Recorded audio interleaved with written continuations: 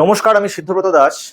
হিন্দুত্ববাদী রাজনীতি, বর্ণ হিন্দুর রাজনীতি, যেটা আজকে আমরা ভারতবর্ষে দেখছি ব্যাপকভাবে সেটা দানা বেঁধেছে, সেই রাজনীতিটিকে বুঝতে গেলে দুটো ঐতিহাসিক ঘটনাকে আমাদের গভীর বিশ্লেষণ করতে হবে। প্রথম ঘটনাটি 1932 সালের পুনা প্যাক্ট বা পুনা চুক্তি, যেটা গান্ধী এবং আম্বেদকরের মধ্যে স্বাক্ষরিত হয়েছিল, এবং পরের ঘটনাটি হচ্ছে 1990 সালের 7ই অগাস্ট পার্লামেন্টে যে মন্ডল কমিশনের রেকমেন্ডেশন সাবমিট হয়েছিল।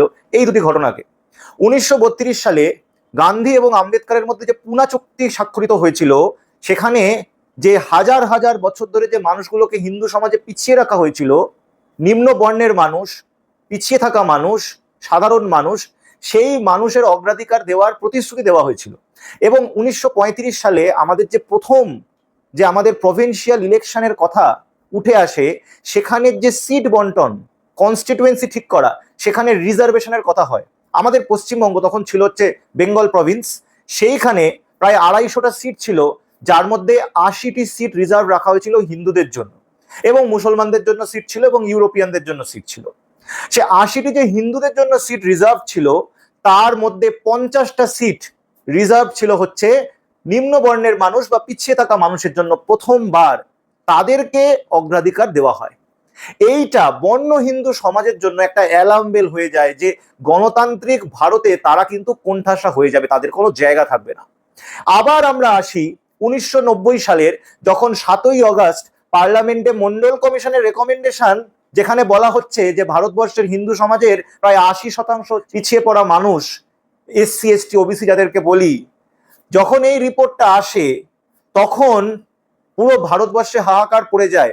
এবং তার ঠিক পরের মাসে 25শে সেপ্টেম্বর এল.কে. আডবাণী সোমনাথ মন্দির থেকে তার রথযাত্রা শুরু করে। একটি ইন্টারভিউতে জর্জ ফার্নান্ডেজ বলেছিলেন যে এল.কে. আডবাণী নাকি ওনাকে বলেছিল যে আপনারা মন্ডল কমিশন রেকমেন্ডেশন সাবমিট করে বাধ্য করলেন আমাদের এই হিন্দু মুসলমান রাজনীতিতে নামতে বা রামের রাজনীতিতে নামতে। এই দুটো ঘটনা থেকে আপনি একটা জিনিস স্পষ্ট বুঝতে পারবেন যে এই যে হিন্দুত্ববাদী রাজনীতি, উগ্র হিন্দু রাজনীতি, রাম রাজনীতি যেটা শুরু হয়েছে, সেটা একমাত্র শুরু হয়েছে নিম্ন বর্গের পিছিয়ে থাকা মানুষ, নিম্ন বর্ণের মানুষকে ক্ষমতা থেকে দূরে রাখার জন্য।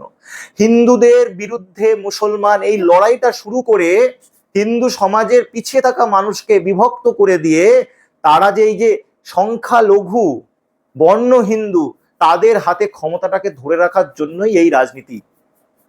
জয় বাংলা। আপনারা যদি এই ধরনের ভিডিও আরো দেখতে চান, গণমঞ্চ বার্তায় লাইক, শেয়ার, সাবস্ক্রাইব করুন।